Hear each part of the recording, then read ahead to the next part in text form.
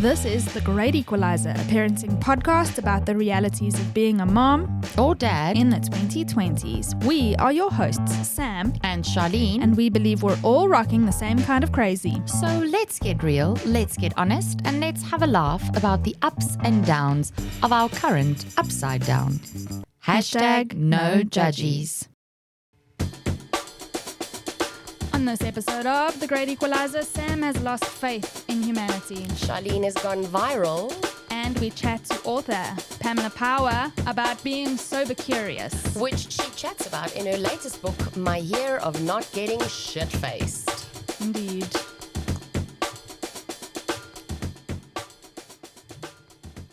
Hello. Hi. How's things? Thanks for being here, firstly. I just need to put that out there.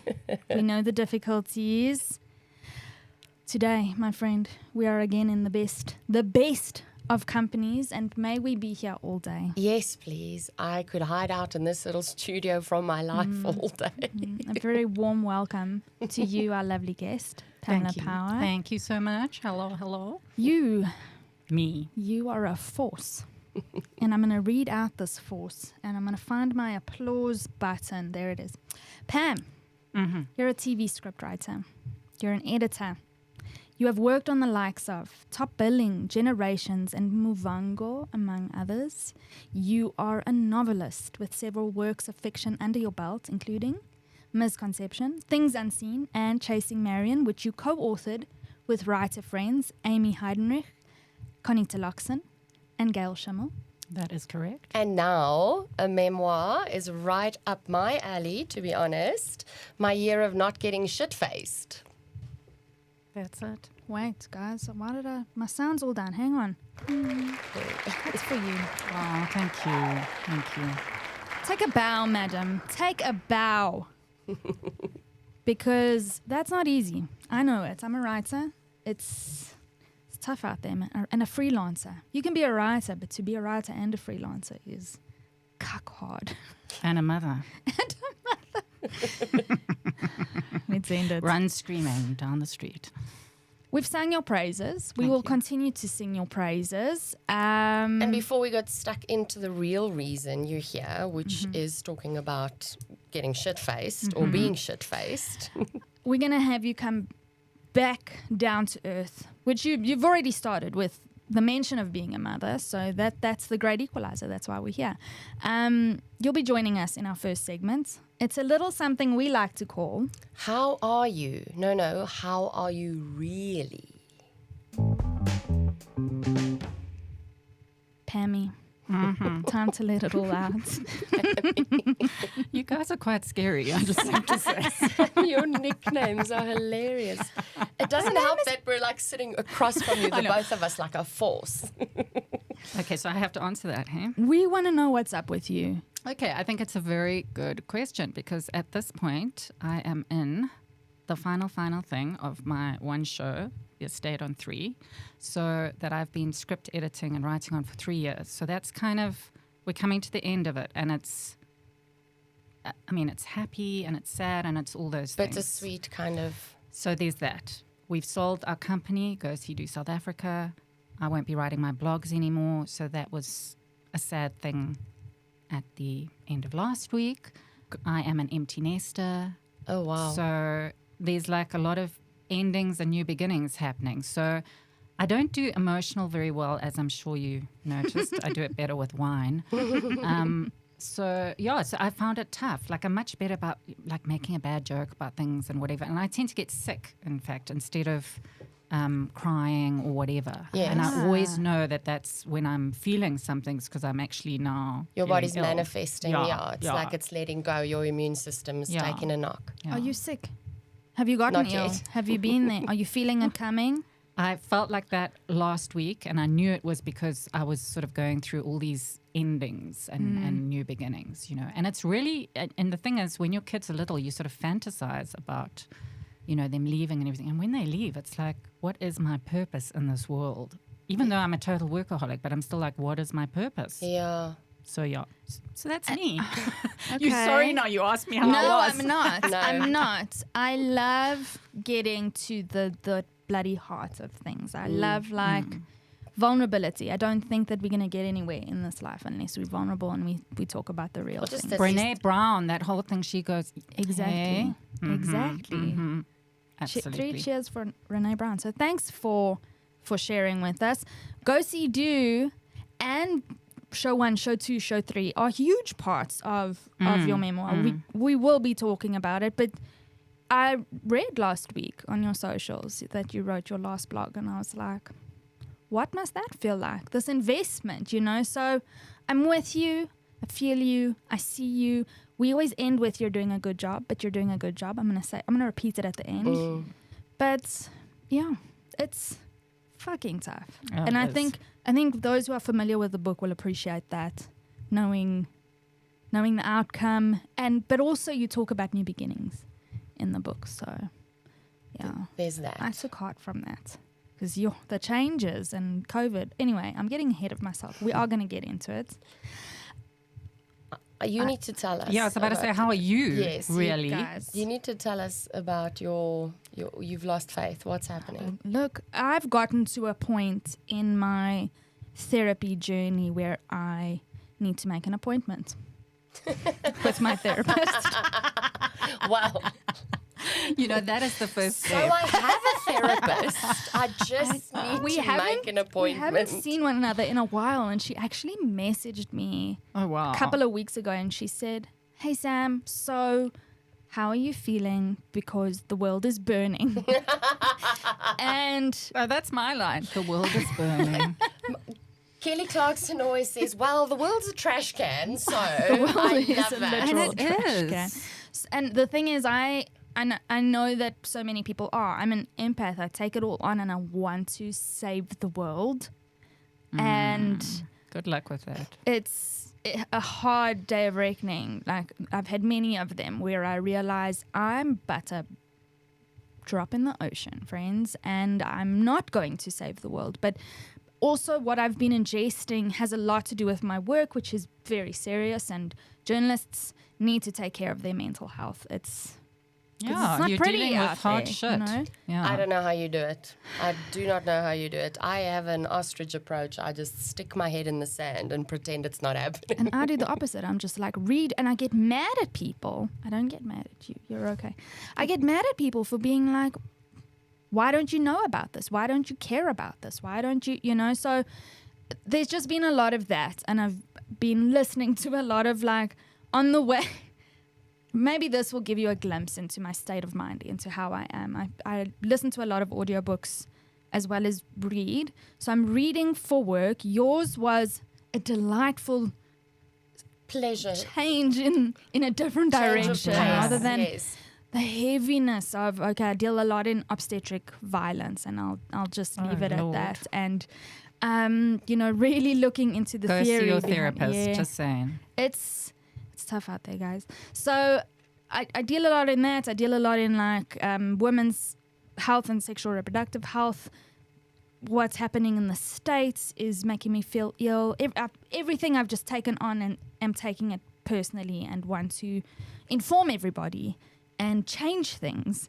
So the one book I was listening to was a book called Change the System, Not the Woman, which is about the Everyday Sexism Project in the UK, and it's about everyday sexism in the UK. The most disgusting stories relayed in that book, but I listened. The author, Laura Bates, I think is her name, does a phenomenal job in giving you kind of an overview of what's happening there, but then you think, that's just in the UK. What if I were to do the same in South Africa? Horrifying. We're the rape capital of the world. Okay? It's Winners. So there's that. So that Winners. I finished that audiobook on my run on Sunday morning and started my next book, which is called it's by Siddhartha Mukherjee, and the name escapes me, but it's about the history of cancer. A little light reading. It's just a little light reading, guys. So I know. You need to watch an episode of Schitt's Creek or something, I just because need to, you like, just need chewing take a gum break for the mind. Exactly. So I realized this. I reached a point where I was crying on my bed over the weekend, and It wasn't a... Okay, can Wasn't I good. recommend the latest Gail Schimmel for you Yes. then, please? Little Yes. Secrets. Done. Please be reading some of my co-authors' work because you need some of that. Yeah, you guys... You need some of that. Yeah. And your The Emperor of therapist. Melodies is what it's called. Siddhartha Mukherjee. It's done really well. Look, I just want to see how he did it. He did it really well. It's an... Since when has the history of cancer ever been entertaining? I mean, listen, no, but that is fascinating. But the way that he does it, guys, that's what I'm after. So I just want to kind of unpack how did you write it, but I need to choose my timing. You know? Yeah, when Sunday you're not morning a run broken is human not- being and you haven't watched the end of Firefly Lane. Yeah, get to broke that. me. It broke me. So I haven't done myself any favors in terms of what I'm ingesting, reading and watching. Yeah, so I've lost faith in humanity. But just this morning, so I read with the little boys at my kids' school. I read with those who are struggling to read, and I run the kids' lit quiz. Aw. Kiddies to try and kind of train them up in children's literature. They are very enthusiastic, as am I, and we all love each other. It's so nice. And This is so cute. this morning they said to me, Miss Sam, do you know you've got pink on your cheeks? And I was like, I know. You know what? And I thought, fuck, maybe I didn't blend my makeup in properly because I really got dressed in the dark. So I told them that. I was like, I put my makeup in the dark. Is it too much? I'm looking at all these 9-year-olds and they're like, yeah, it's pink. Your cheeks look pink. They're no different to what they are now, guys. Like maybe, I don't know, you guys can tell me. Is my blush too much? I think your blush is looking fine. Fine. Because those boys, they prefer me without makeup. And it was just... they must Aw. really love you. I was like, the history of cancer and everyday sexism aside, there are these gorgeous, tiny humans that tell me my face looks better without makeup. And I'm going to hold on to that. So I've lost faith in the greater humanity, and I'm doing my level best to just hold these precious souls every morning. Oh, that's as a much as cute they hold story. me. That's a cute story. I love that. I do love that. Back down to the shit. Oh yeah, well let's. You've gone just- viral, but not in a good way. I thought it was a really punny way of me. That's really funny. Thanks for that, Sam. One day when I'm all grown up, I would like to go viral for the right reasons, not because of my OnlyFans account, of course. But anyway, no, we are struck down with a motherfucking virus, the lot of us. My whole household wiped out. It started This has been like a month. You know what the worst? A month. You know what the worst is when you go to the doctor and you've got all these fucking symptoms, and all they can say is, "Well, I can give you this to treat the symptoms because it's clearly a viral infection, and you just got to ride it out." And that's all fine and well, but I also need to get better at some fucking point so that I can get back to my life. My kids can't miss school for weeks on end, and shit needs to get done. I do not have time to be sick. And the sick part of this all is that when you then eventually get a secondary infection, which in my case was pneumonia, you actually do a little bit of a happy dance because you're like, great, now we have something we can We've got get a antibiotics. diagnosis. Yeah, we have a Yeah, diagnosis yeah. and we can get antibiotics for this. Your second round Yes, of antibiotics. needless to say that I had to do 2 rounds to fix it. But also, fuck you very much, COVID, because this pneumonia I got when I had COVID back in the day when it first came round. The second, so yeah, this plays a prominent role in the book. The not a prominent role. It plays a role that I was like, I remember where I was at this time. It's crazy now, hey? Looking What was back. the second one called? It wasn't Delta. Delta. She got Delta, but like as in Was beta this? No, it wasn't Delta. No, Delta was the second wave, wasn't it? Yeah, Or was it third? I think I was did. We have beta. I don't know. I can't remember. Beta was 3rd, I think. Delta was 2nd. And I And just... Omicron. I had Omicron. Not Yeah. so bad. Yes. The last that born bad. had Omicron. Yeah. And I just remember that we, not only was it really severe, but then I got the COVID pneumonia, and my husband got is it pericarditis, where the heart muscles get... Oh, that's nice. How Yeah, lovely for your birth. It was, I love that for us. It was lovely. Anyway, special. and then also, I sit here and I tell these stories, and I remember having severe depression after recovering feeling depressed because people I knew who were my age, who had children my age, they actually fucking died. I know. Our And friends died. yes, like people died who were sick. They contracted it the same day I did, and 7 days later, they were no more. And then I sit and I complain about I still get pneumonia every time I get a hint of a flu because it just keeps coming back. And then I have to remind myself that I'm still here. You know, I didn't have to leave my children without parents. So there's a little fucking damper on the story for you. Shall we haul out the wine now? Thank you very much. Well, anyway. We haven't exactly bemoaned our existence. But what can I just remind you, what do you always say? And it always also has to do with cancer, and I can never get the wording right. But she always says this, and we've probably said it maybe 4 times on the show. You're going to say it again. What? Am I going to have to say this? Yes, please. Okay, so Pam needs to hear this. I do need to hear I it. have this analogy about when you're going through a really shit time, you can't discount how people feel just because what they're going through might seem insignificant to you, because it's like saying to a person with cancer who is literally terminally ill to say to them, oh, do you know what? At least you have a roof over your head. That's fine. And I do have a house, and I'm grateful that I'm not living on the street, but I'm fucking dying, you know? Not that I'm comparing what I'm going through Well, you're doing it again now. to dying. You're allowed to just validate your Yeah, it's just that The you shit don't few know weeks how that you've had. You don't know how severe what the person's feeling. It might feel to them in that Listen, moment. the editor of this book, Sibongile, said to me, yes, you're a princess, but your struggles are real. yes. That's the thing. So there we go. Yes. We are princesses, but our struggles are real. We just need It's to have valid. grace for one another. Don't It is invalidate what valid, you've been yes. through the last few weeks. And you repeat that story, and I make you repeat that story over and over again, so that our listeners who are saying the same thing, like, I'm struggling in new motherhood, but I had a friend just yesterday over the phone tell me, but she's really struggling, but her 3 children are healthy. She had a sister who passed away who was mentally disabled. And she's comparing her motherhood journey to her mother's motherhood journey. And I was like, it's not the same. And you can't keep telling yourself that you have to be grateful for every second because not one of your children are mentally ill. It's unfair to your experience as a mother. I can remember my kids got sick every Joburg winter.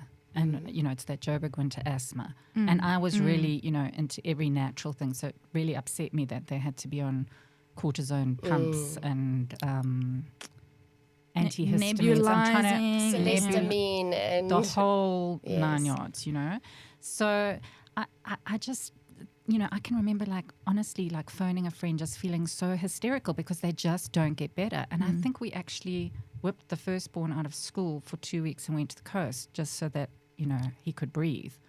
And so it is a very traumatic time when your kids are sick. Yeah, I agree with you. I think it's the helplessness of it all. When you're like, if I think now of And going lack of sleep. back and forth to the doctor and like them, I'm like, I'm coming to you for answers. Just fix this so I can exist, so I can carry on existing. And because you're a fixer as a parent, it's hard to accept that you just got to sit in this and just Lack of live sleep, it. helplessness, and how do you tell clients or your boss, in the case of full-time working moms or even part-time working moms, how do you, I don't anymore. I don't even bother saying my kid was man down last week. My kid was man down last week with gastro, and I'm late on a deadline. And I got a very stroppy email from a client that upset me. But to send the mail back and say, you don't understand, I was checking my child every 5 minutes to make sure he wasn't dehydrated. Nobody actually wants to hear that. There's no space for that. for that, because the time that I'm putting in on that job is more important to them than the time that I put in caring for my child. And that's the injustice of it all. So among mothers, let's not invalidate that feeling. And I wish it wasn't like that, and I wish we actually could, because it depresses me hearing you two talk about this, because obviously it hasn't improved. We're since, actually a fun bunch, I you know, promise. no, but it's like hasn't improved since 15 years ago when I was doing this, you know, and I have that line in the book where I say they would push my still warm corpse out of the way to get another editor in there or whatever, you know, because that is TV. That's TV. It's very similar to what you are. Yes. So, you know, and I also get it from you know, having been a company owner and whatever, there is no extra money. There's no fat to allow for. You can't take family leave days. Yeah. All three of us are in the same boat. There's no such thing as family leave days when you're freelancing or Work for working yourself. lie on the floor and laugh. You'll have more freedom working for yourself. You'll And everybody will want you on every committee because you've got so much free time. Guys, we've sufficiently bemoaned. our existence. Things are looking normal, to be honest, Charlene. We're back. Same old, to us. same old. It feels weird that we're looking for ways to temper our drinking. Yeah, we should be drinking more. We should be drinking more. But it turns out that we're going to be talking with you about exactly this. Please remember, what we say on this podcast can only be considered the gospel on planet Sam and Charlene, respectively. Our kids and husbands can be assholes and angels at the same time, and only we're allowed to say so. And lastly, by virtue of the fact that we are amazingly insightful and incredibly divine human beings, and a fucking delight, to be honest, we reserve the right to change our minds and or contradict ourselves whenever we so choose. And we don't want to hear a damn thing about it. Hashtag no judgies. There's something we've neglected to ask our interviewees in the past few episodes. I'm not sure why, but we're getting back to it because we want to hear about your motherhood journey. And so we're going to start with what we typically ask all our guests, and that's who calls you mom? We want to hear about your kiddos. We want to hear about, literally briefly, which is sad because actually I would like this extended, but we would like to pick your brain more. But we want to hear about your kiddos and being a mom, the good, the bad, the ugly. Okay, it'll have to be a curated version because the age my kids are at, you get cancelled. You get cancelled on a regular basis. Probably the age our kids are at. She's like, my 7-year-old cancelled my husband. Your 7-year-old sounds, like I said, brutal, ruthless. 12 A's matric, I predict. Okay, so I have 2 kids. I've got and I'm not going to use their names because I have not had written permission. People think I'm joking. I'm not joking. No, good choice, so Mom. I have choice. the firstborn who is 22 going on 23, and he is in the UK working what we would call here a stooge at a school. It's like an assistant. They call it, I think, a gap assistant there. You're basically a skivvy. He's in the wilds of Norfolk and bemoaning, I think his Be Real yesterday was about how it's 13 degrees. He's very much not enjoying the weather. But he is earning a shitload of cash because he doesn't have to pay for transport or accommodation or food. So he went and watched Beyonce, I think, last week. Oh, no, he didn't. He did. So anyway, so he's been traveling around Europe. Every half term he rushes off to Greece or something, but he moans a lot. That's his thing. I'm actually incredibly proud of him because I wanted to kill him after he finished his degree. You write about this in the book. Yes. You know, we're the shouters in the family. So there's a lot of, I'm going to fucking kill you. I fucking hate you. Her. Well, actually, and Jess as well. But yes. Yeah. So I'm just so proud of how he's grown up. I mean, he's really, you know, like he traveled to France on his own. He's quite an anxious person. So I'm actually blown away by how independent he's been. You know, he's been off the payroll for a year, which has been amazing. It does happen, girls, just saying. They eventually do get off the payroll. And fairly early for kids these days. Yeah. Well, and I think it might be a temporary thing because I think there might be more studying in his future. Might be coming back. Okay. Boomerang. A brief hiatus. You didn't tell us about that until we prompted you. Come on. Sorry. But anyway, he bought me a present. You can't see it, but he bought me these beautiful earrings. And I was just like, oh my God, who is this child? Like, you know, I don't know him. I did actually notice your earrings earlier. Wait, it's okay. Beautiful. Show us. There we go. Wow. the little hoops with diamante. Crystals. Beautiful. Good on you, Just firstborn. so gorgeous. I got beautiful perfume at Christmas. Oh, man. Really, I'm quite stunned. So we will see him in Italy in a few weeks' time. I haven't seen him for 6 months, so I can't wait. So, Good job, firstborn. yes, well done. Woo, firstborn. wait. We're getting a lot of applauses this episode. He's a great actor, actually, so he would enjoy that. And then the last born is in her first year at UCT, which has been So she's baptism away. by fire. Yeah. So Okay. they've had all the protests and stuff, which have been. And she actually does love to burn shit down. You know, she's quite a protester at school. Loved to protest. Did this start young? I want to know what we're in for. Yeah. Little fires everywhere kind of vibes. So she's had a tough time. I think she's kind of realized how much she actually loves her home. So she has been coming back. We thought we would lose her to Cape Town like immediately, but she's been coming back home. She's really appreciating Joburg, you know.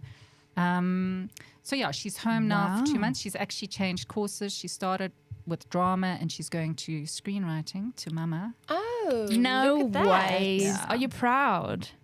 You know, I wish she had a better start to the year, but I think, you know, she said, like, why? She said, Mom, it's the same as childbirth. Why doesn't everybody tell you how hard that first year of varsity is going to be? So she went back to her school and she was like, I am telling all of them how hard it is in res. I'm going to be honest. Yes, and I will be honest. And I was like, that's my girl. Because she's actually a fantastic writer as well. She's a super overachiever. Swimmer, water polo player, drama, director, you know, like really, but very tough on does all herself. the things. Yeah, very tough on herself. Yeah, and my kids are also super, super tall. So I'm like the short shit in the family, and they like to sort of stand next to me and pat me on the head.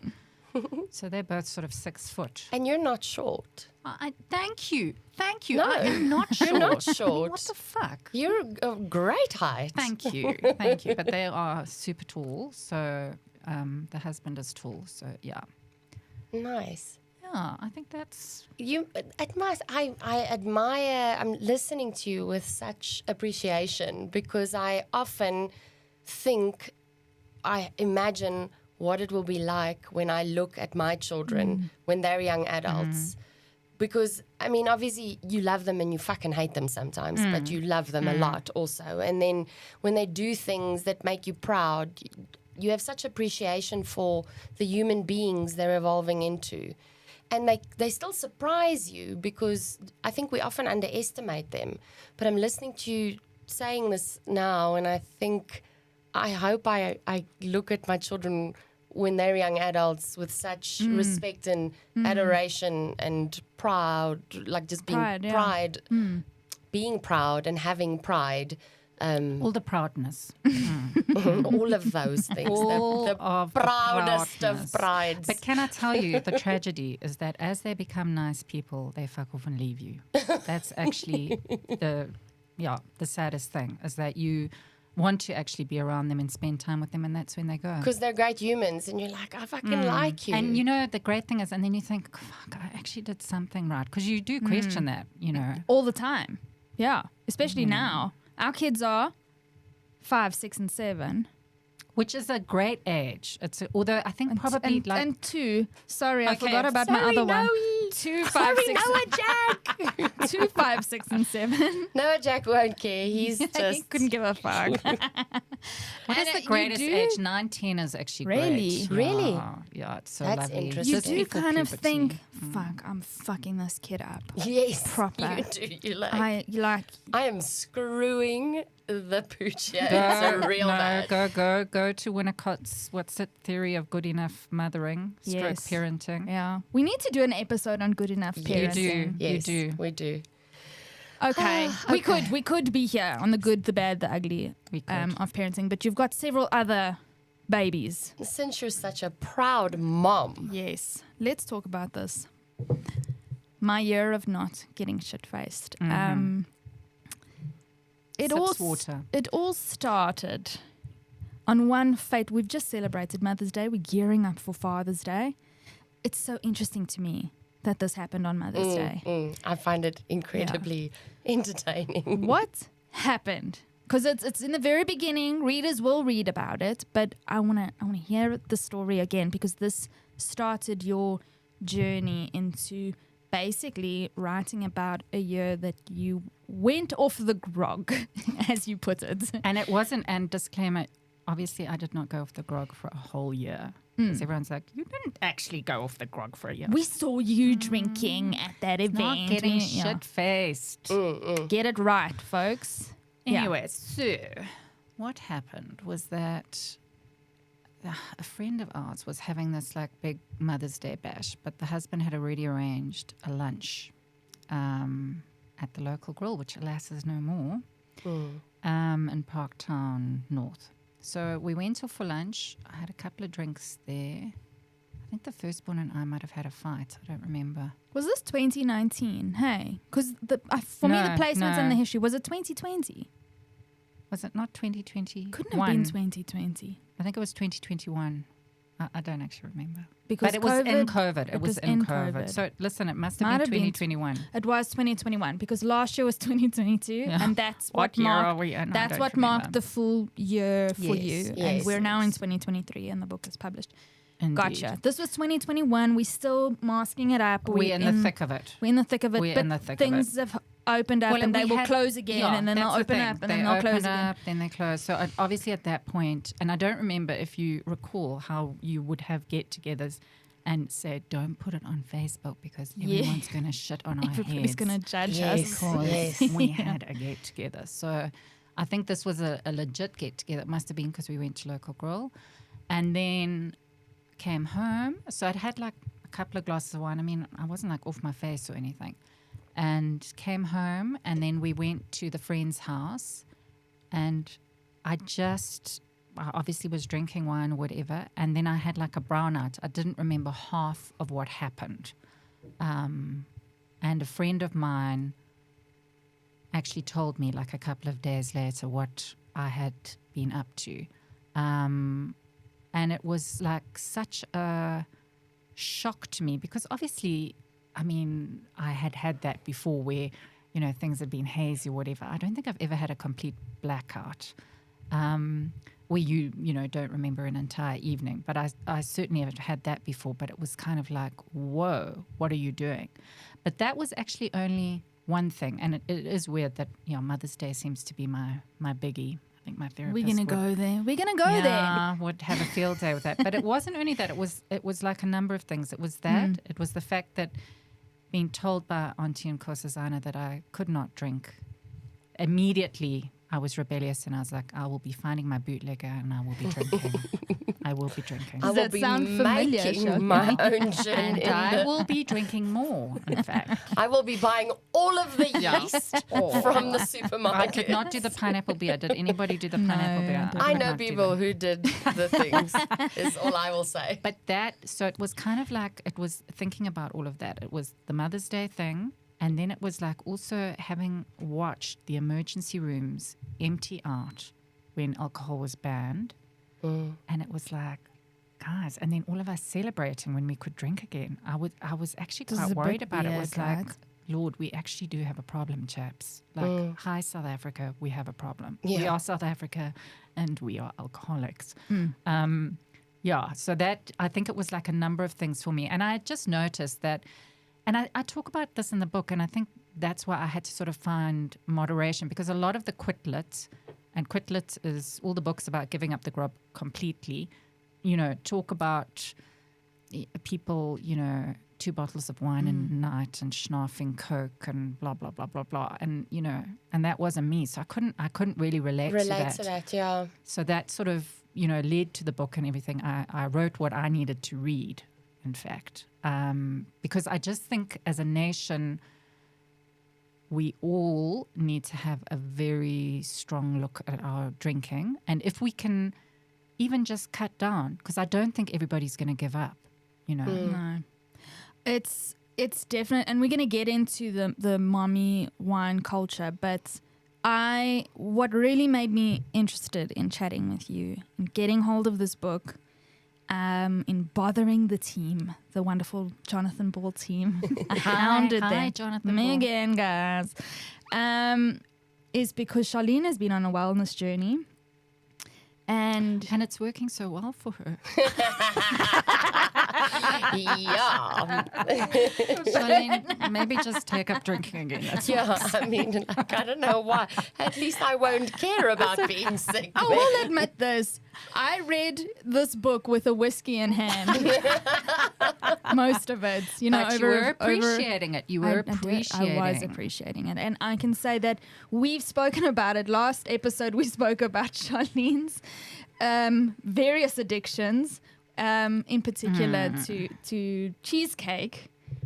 Cheesecake addiction. Yeah, it was. You this know, was a bad. I was going to comment on because the moderation part of your journey is what I find interesting. So I'm hearing a background noise. It sounds like our neighbors are renovating. Let's just confirm here with our editor. We are in load shedding, correct? And Who knows?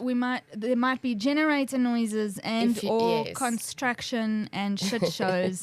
And people singing next door. So this is the TIA, motherfuckers. The moderation part is what I find interesting because I've often, when I first fell pregnant, I gave up alcohol because I'm growing a baby. And then I would talk to some moms who were like, oh no, I had like 1 glass of wine a day and throughout my whole pregnancy. Oh, wow. Yes. Okay. And then as soon as I was out of my first trimester, I still had a glass of wine with my dinner every day. And the minute that baby was out, some moms chose not to breastfeed. So they were like, and I couldn't wait. I couldn't wait to get back into drinking my wine.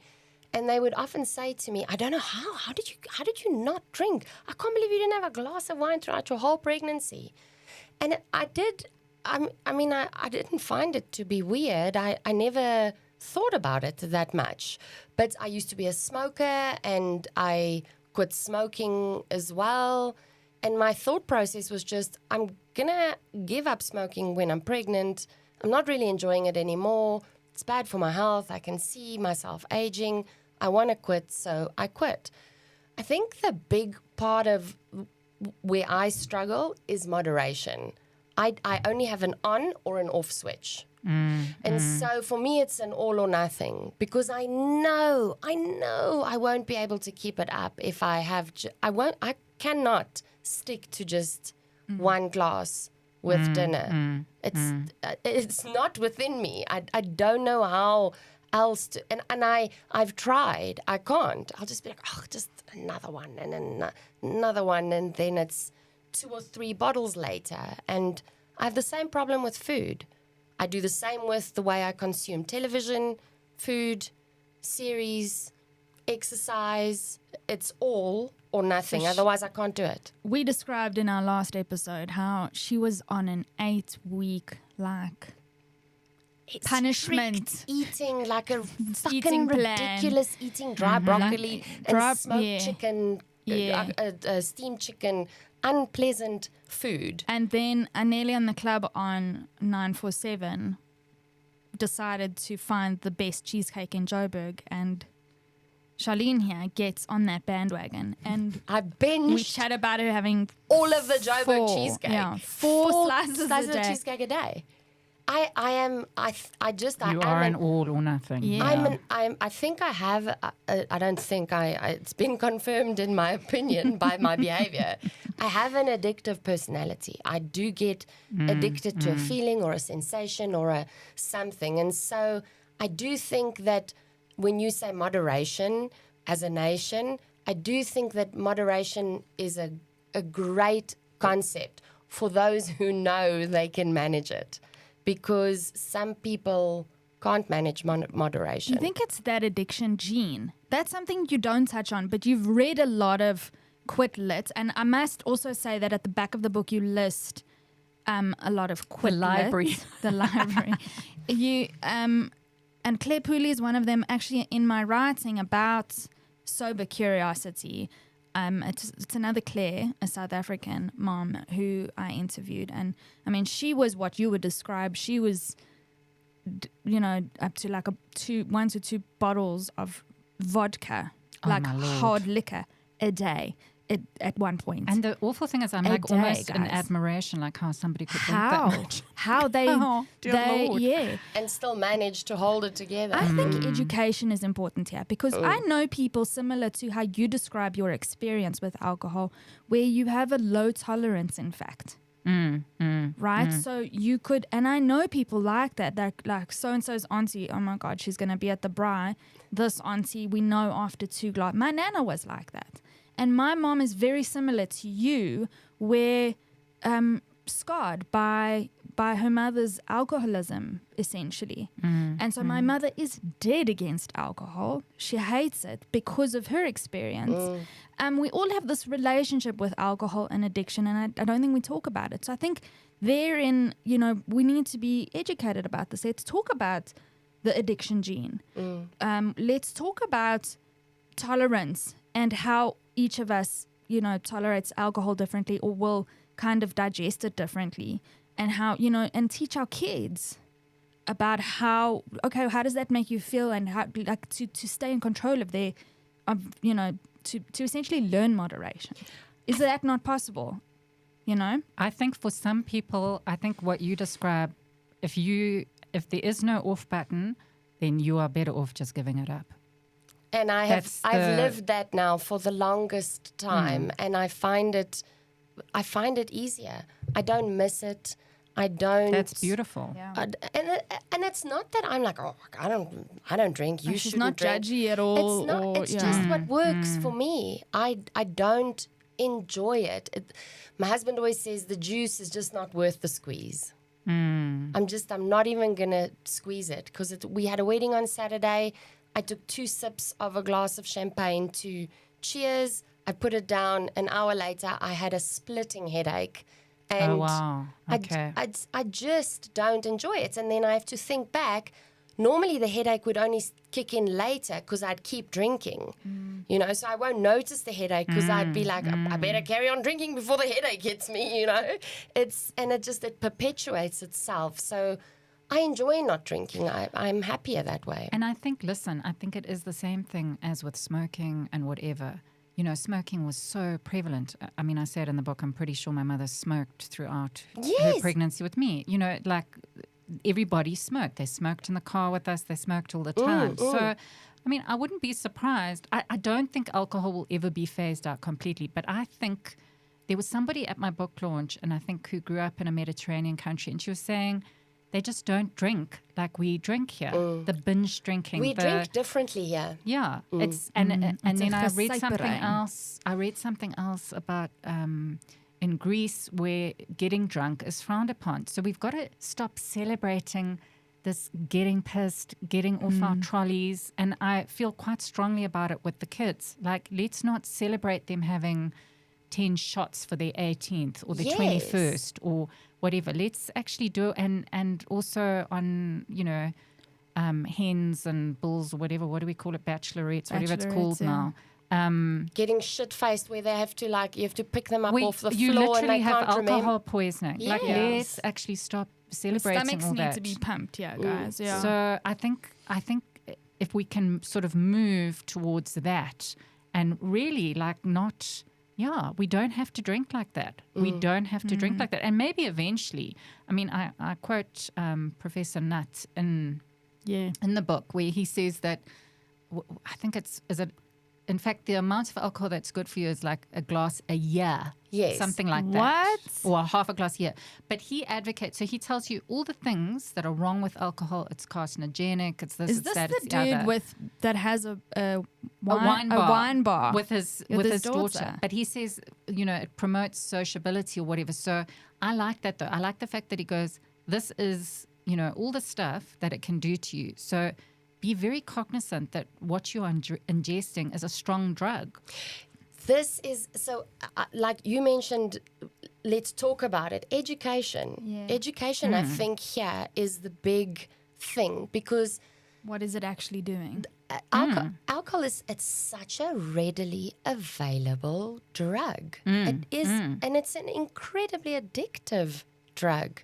as well. That causes a lot of damage to families. Exactly. And I mean, the definition of alcoholism is not how much alcohol you consume, it's the impact and the effect it has on you and those around you, based on your behavior or how it impacts everyone.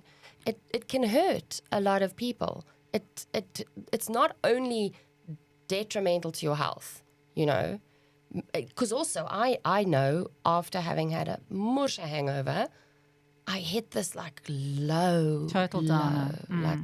Feeling real depressed. Because you've borrowed your dopamine. You've borrowed all that dopamine. You've used all that dopamine up, and now you've got none left, and you feel like shit. And it's just a shitty cycle that you keep getting back onto and going back. And also, and I talk about in the book as well, how, I realized it sort of was masking my other addiction, which is work, and it was allowing me to work those hours, actually. And then I would just have a couple of, and it wasn't like I was drinking a lot, but I was having a couple of glasses of wine just to actually deal, with the stress of it. You had to overwork. Yes. I mean, there was no option. There was no alternative in the way I've been there. I was there last night. I got the shitty email. Yeah. Guess who sat there with her laptop with the whiskey? Yeah. I'm just living for my whiskey at the end of the day. Yeah. And that, I think, is something that moms really need to be seen here, is even on days that I go, look, I think I'm going through a breakup with wine. I don't think wine and I are friends anymore. I'm so sorry. It's okay. We'll get through it. It's not having a great effect on me. I know you guys are going to go, Sam. I turned 36. And after turning 36, wine affects me really badly. I can see it. The depression, the snappiness with my kids, often not a lot, hey? And the headaches. I had 2 glasses of wine on Sunday, and for 2 days after that, I had the weirdest, dull headache. Whiskey, I'm not quite there. Whiskey and I are still very much in love, guys. But one glass a night. But I think this is what I was talking about education and just being honest with ourselves and each other. I, just know this effect and know your limits and take note of what it's doing to your body, and take note of that. Yes, it's not healthy that I'm working at night. No, you shouldn't be working like that. I shouldn't be working like that because I woke up at 5 a.m. and part of my work is motherhood essentially as well, and add that to my hours, whereas I'm very typically hard on myself. Shit, I only worked 4 hours today.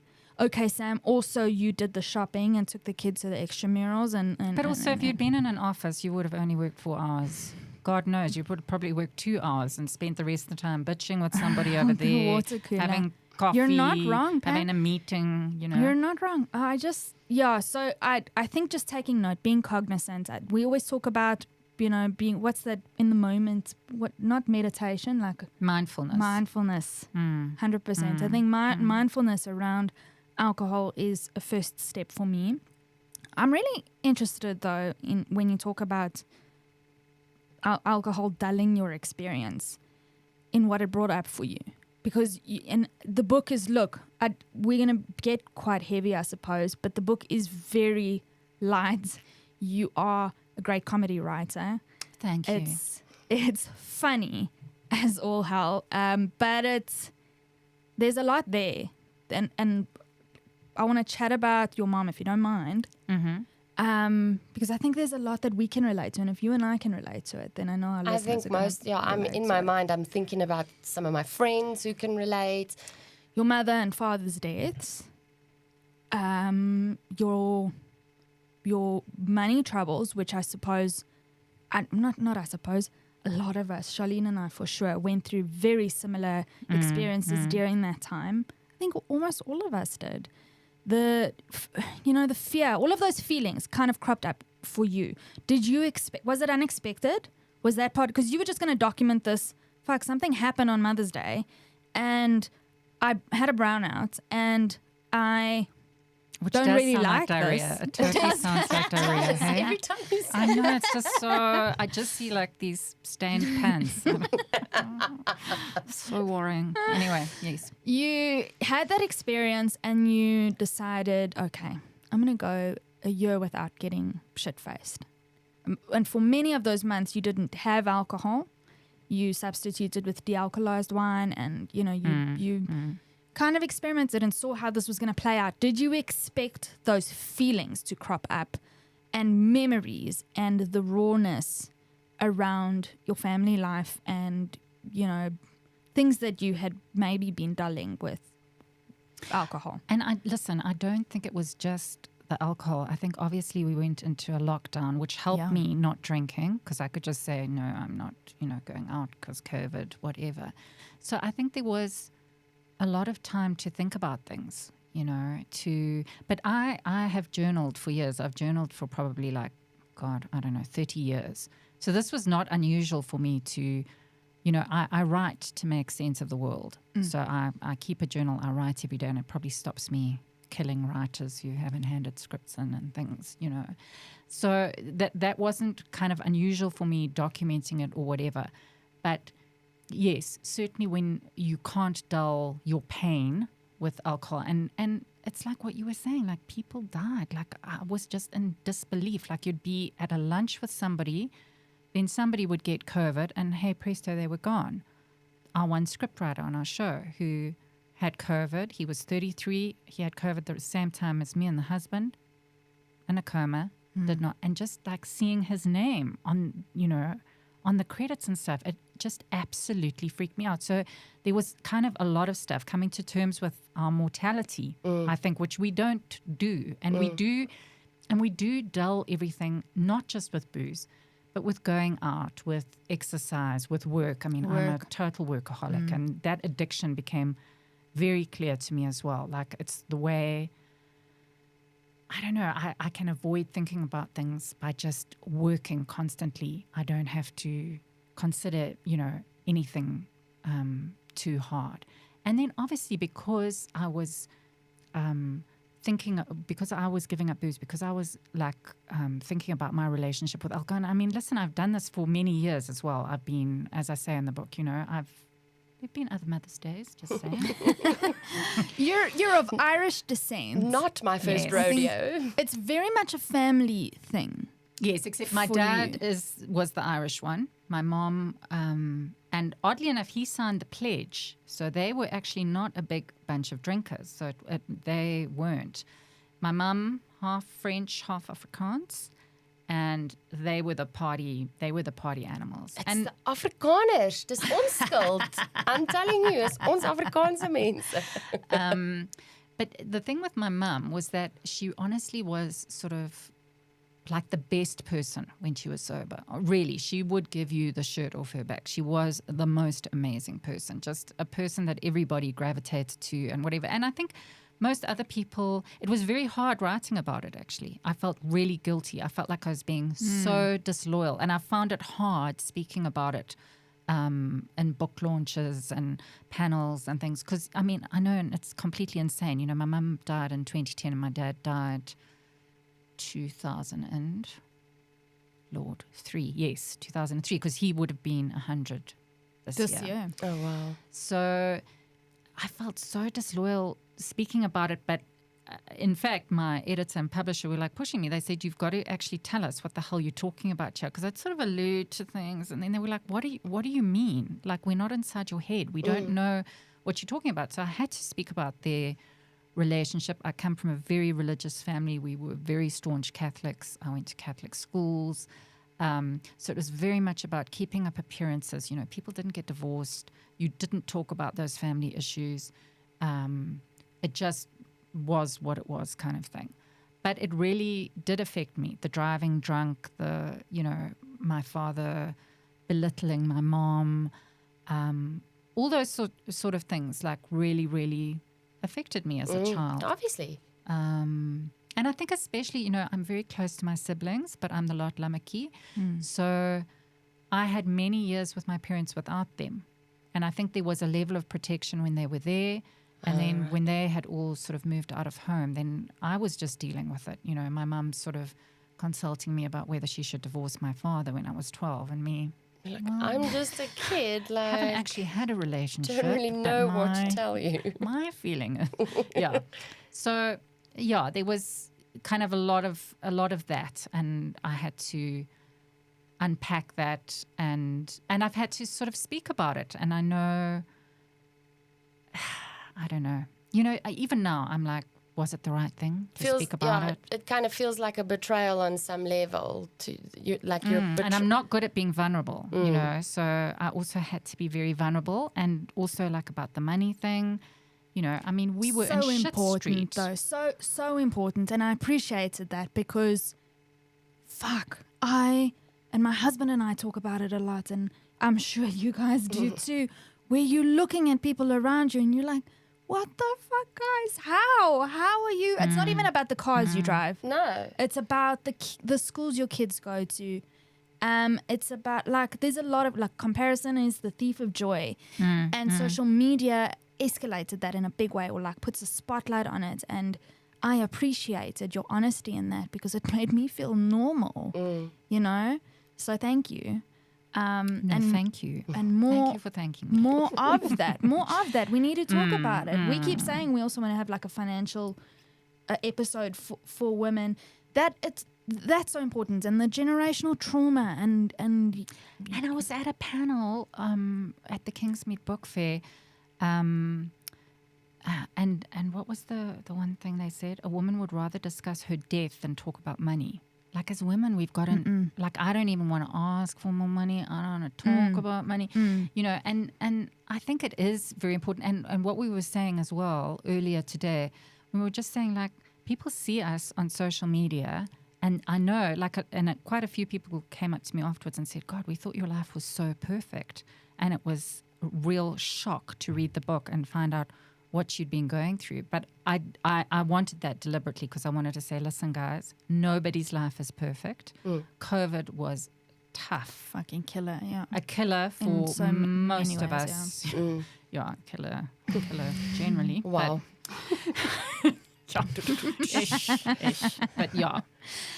Yeah. Well, yeah, I mean, this is why we're here. We're here for vulnerability. We're here to kind of crack that all wide open. And this book does exactly that. You did my homework for me in choosing an extract. Normally I do, and I could not decide which of these. I hope you don't mind me doggy earing your book. Do you mind? Oh my God, now I'm going to have to There's leave. pencil marks in here. I've walks written out, in it. flounces out. That's actually quite cute. That's It's like I an sand academic it. I was term. gonna It's an say. academic term. Sam's things. Let's hear an extract from your book. Direct me to the page, Pam, that you've done. Here we go, Act 1. 16, 17, whatever. Okay, should I begin? Please. Act 1. I am never drinking again. May 2021 to July 2021. Thursday, day 4. I have started this journal to document my attempts to get my booze habit under control because of what happened on Mother's Day. Mother's Day was on Sunday. Why am I only writing this on a Thursday? Because I was paralyzed by a severe shame attack until now. Also, I had just had coffee with the West of Wives. A waiter once called us that because we seemed like ladies who lunch and the name stuck. They were at lunch and they'd filled me in on what happened because I did not remember. Let me summarize what went down. Got off my face drunk. Picked fight with Hamlet, a man I barely knew. No, I still don't know why. Fell and hurt shin and hand badly whilst dancing. Was super irritating and demanded that they play all my favorite songs. Sang loudly and possibly out of tune to said songs. Danced like I thought I was starring in So You Think You Can Dance. Snatched the ciggies out of the mouths of young adults present and blew smoke rings whilst declaring, we did not spend 15 hours pushing you out of our vaginas for you to die of lung cancer. Reader, our own kids were at home and I had not pushed any of the young adults present out of anywhere. Only remembered snippets of evening. This is called a brownout. Yes, unfortunately, that sounds like a type of diarrhoea. A terrible shame attack, but no proper hangover. I get the worst hangovers, so I should have been cheering and turning cartwheels about that bit. But I wasn't because I knew from my excessive Googling what that meant. that I had developed some kind of tolerance to alcohol. My alcohol consumption had definitely increased during the days of Auntie Rona. The getting drunk bit wasn't the huge shock to me. The not remembering was. It's not like I haven't had brownouts before, but it had been a while. I thought I'd grown up a bit, become more mature. Clearly, I hadn't. There were gaping holes in my memory of what happened that night. Also, picking fights with people. I usually love people when I'm shit-faced. What was that about? I still break out in a cold sweat thinking about it. Thank you. Pleasure. Goodness. Go out and get this book, people. I wanted to ask you, Pamela, you mentioned earlier that COVID was helping you with your journey on like avoiding alcohol, because you could say I'm not going out or whatever. Tell us about the reaction people had to you if you were to say, look, I'm not drinking at the moment, or... Actually, I think I was helped though, because there weren't actually social occasions. So when I did go out, I mean, people were actually fine. They were fine with it. I took my de-alcoholized sparkling wine, Allure, because the de-alcoholized wine is nasty. Grape juice, yellow. Nasty. But the Allure is pretty good. So I would take that.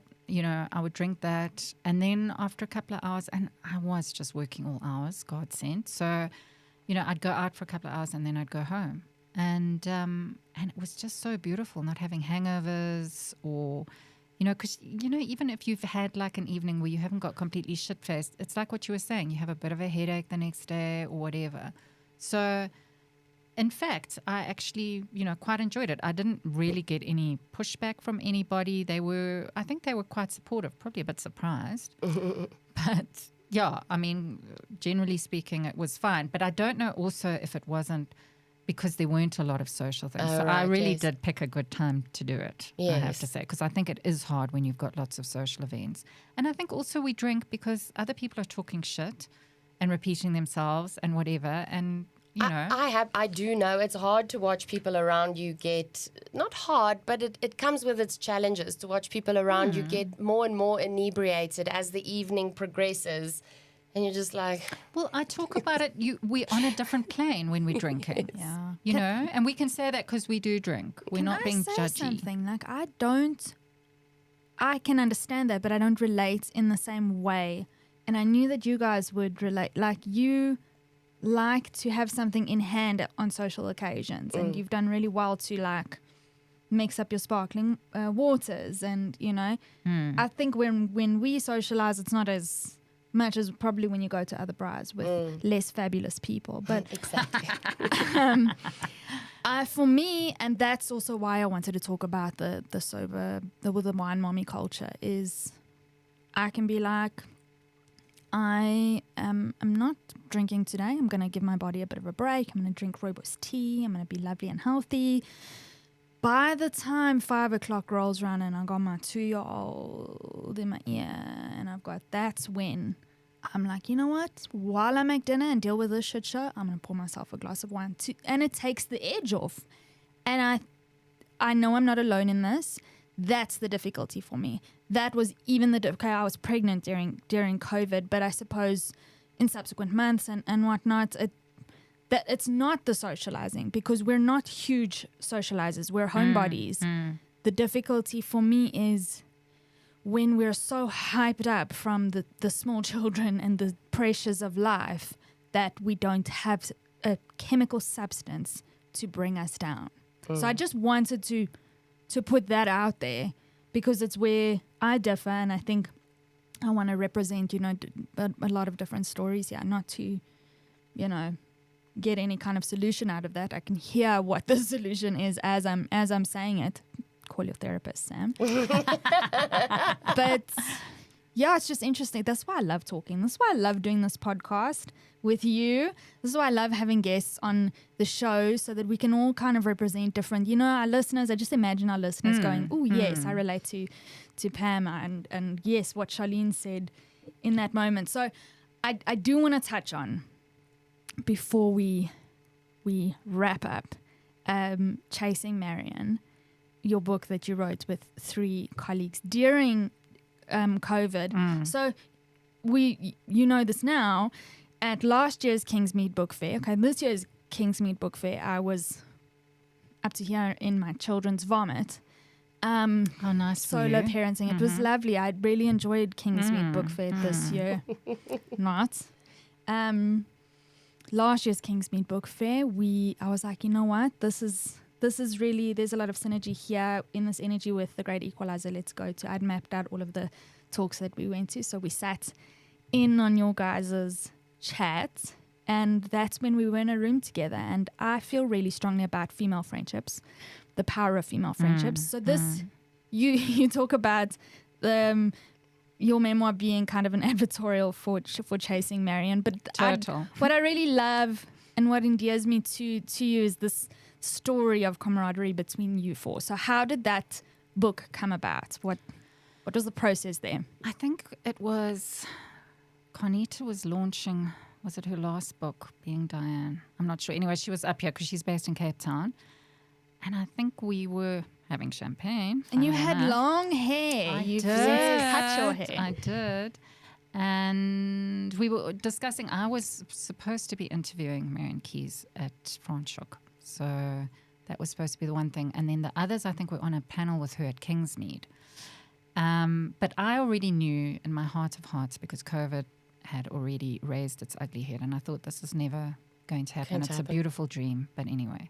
So then we came up with this idea of writing a book about it, because we were so sad, because we absolutely adore her and adore her books. And she also is just such an inspiration. And obviously, I mean, she's a recovered alcoholic. She's an inspiration on so many levels. She is so supportive of other writers. So that's kind of how it all just came about. So one person would write a chapter, then they'd send it to the next person, then they would write a chapter. And weirdly enough, it just all worked. I was just going to say, like, what were the rules and the parameters that were laid down? Was it Nothing. It was literally, we all just sort of wrote our introduction with our characters, and then we sent, and we would literally like just scribble it on like on a Sunday night or whatever, and then because you had a deadline, and it always happened like right before. And we were not even going to send the book in. And then we said, no, we must do it. And Pan McMillan just snapped it up. I mean, Andrea read it herself. It was so huge. Marion Keyes advertised it for us. I mean, you can see she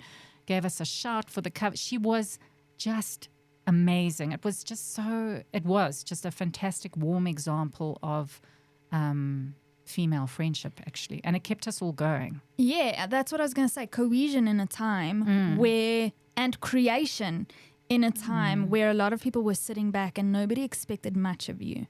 I kept telling myself during COVID, like, you're making a baby. You don't have to make anything else. So I didn't write a lot other than what I needed to write for work. And also a lot of us had creative blocks, where we just couldn't. Yes. Yeah. I think, and I take true inspiration from you guys also, just putting one foot in front of the other. What we did do is we carried on recording.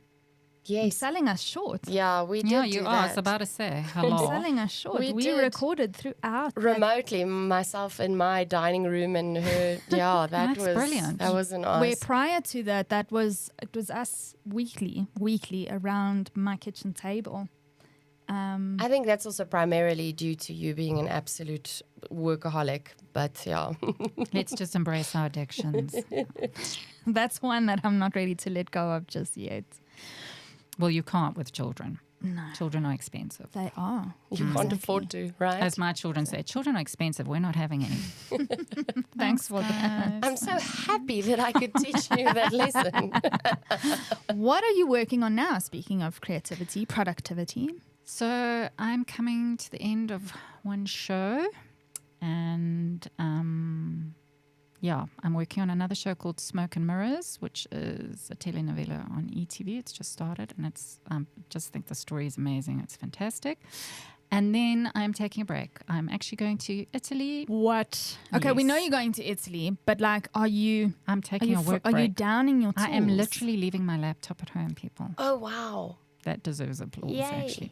Yes, that does deserve applause. It's a bit slow on the uptake there. A marching band, a ticker tape parade. But yeah, I don't know when. For the first time in how long, yeah. No, I honestly can't tell you. It could be like 7 years that I've, I get since that. I went on holiday and I did not write a script during that time or whatever. So it's been a long time. I'm very much looking forward to it, but it's also a weird time. It's a time of new beginnings. It really is. So I'm going to be working on a screenplay for Things Unseen for my second novel. And I also have a thriller that I'm working on at the moment. And I will also carry on publicizing this book. So, yeah, that's me being chilled. Yeah. So I'm doing nothing except for The husband keeps rolling his eyes going, okay. It's like my word of the year for 2023 was less. Less, yes. And we all had a good chuckle at Yeah, that. how's that working for you? Not good. I told you about the audiobooks that I listened to for fun. Pam, where can people find you?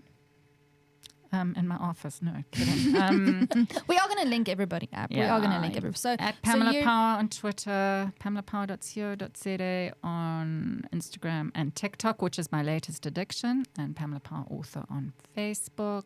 And yeah, that's it really. Man, I feel like we're missing something. Hey, don't you feel like now while you're here, can I just drink in your? Yeah, can I also just ask wisdom? this? And So I'm gonna have you on speed dial. I think there's a reason nobody gave me her number. They knew. It's been so lovely to chat with you about motherhood, about sober curiosity. Where are you now, by the way, on that? Before I finish off, and that's really my last. Okay. Mm. Do you have a last question? yeah, I was gonna ask, like in Italy, what's the plan? Yeah, with like what's the beautiful wine and pasta? And we'll be drinking. enjoying the beautiful wine. The husband and I, so for the first time, the husband did dry February with me. And in fact, he said to me, because we were so sad about, the last born going to fasting, he said, we actually just have to sit with our feelings and feel shit, which I thought was very wise of him. Very So we did. emotionally And it mature. was, that is the first time we've ever done a completely sober date together, I think. Because obviously I wouldn't have been drinking while I was pregnant, but he would have. So yeah, it was the first time we went out together without drinking. And yeah, so I think there'll be more of that. We are both actually on this journey now of not overdoing stuff. And if we actually feel like, oh, we shouldn't have had, that extra glass or whatever, let's not drink today or whatever. So we are trying to sort of support each other with this, and have lots of chats as a family about it. And that's the main thing, is that when your kids are of drinking age, Yeah, we didn't actually touch on that. you want to be the good example for them. So as often as possible I go, thanks, I've had enough. Have a glass or 2 glasses, thanks, I've had enough. I want my kids to hear that. Yes, Over to and see over that. again. Yes. Yeah. Because it's not what we say, it's what we do that they Yeah. watch. So that's, I think, my words of wisdom. Yeah, thank you for that. Thank you for that. And so many other words of wisdom. I just want to... That's Oh, actually, such a- it's a great summary, because I suppose the example's not in abstaining, because they also need an example of what Well, it they've looks still like. got to go through all of the rites of passage of matric dances. You know what and Rob Lowe first- says? He says children's alcohol consumption, it's their own relationship with alcohol. You actually can't decide for them, because society is giving them so many messages. You can set, an example, but you have to understand that they're going to have to negotiate that relationship themselves, which is hard. Gosh. Like everything else with parenting. Yeah, like everything else. And No one told us. No one told us. There's a lot. There's a whole episode in shit nobody told us. So there's a whole book in shit nobody told us. But I'm going to leave it at that. Pam Power, thank you so much for being Thank you. on the Great Equalizer. There's a lot we can keep talking about. I think we have a wealth of new topics thanks to Pam over here. Exactly. We always say that, guys. You know this. If you want to chat with us, weigh in on something, swear, rant, cry, or laugh, hit us up over email at info@thegreatequalizer.co.za. Also, you are welcome to DM us a voice note on Insta, record one on your phone, and pop us another mail at that email address. Also, feel free to like and subscribe to our YouTube channel, because that's where you see us in person. It's amazing. Your support, guys, is super important to us, and you have no idea how much every like, love, comment, and share means to us. So please don't forget to review us on Apple Podcasts or rate us on Facebook. Send us a hartjie on TikTok or give us a thumbs up on YouTube. Whatever your poison, find us and leave a loving review. And hit the subscribe button wherever that is allowed. Again, people, and louder for the folks at the back. YouTube, Apple Pods, Google Pods, Spotify, Stitcher, heck, even TikTok, Twitter. We there, but we are sorry for the neglect. We'll be with you shortly again. In all seriousness, and this is why we do this, I believe that every interaction and share brings one mom closer to sanity. 100%. The more we're seen, the better this podcast will do, and the better we'll be for you. Pamela Power, you're doing a really good job. Thank you. Well done. Thank you. You too. Thank right you. back at you, gals. Thank right back you. at you. Thank you. Charlene, appreciate you. You're doing a good job. And you, Sam. Thanks. That's it for this week. Until next time, keep your mom game strong.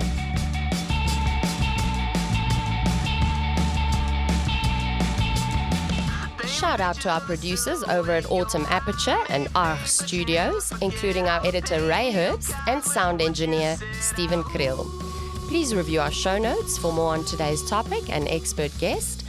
And for more on The Great Equalizer, our website is always a good idea, www.thegreatequalizer.co.za, along with our social media platforms on Instagram, Facebook, Twitter, and now YouTube. And of course, if you want to chat with Sam or Charlene directly, email us at info@thegreatequalizer.co.za. We would love to hear from you. And guess what? We respond.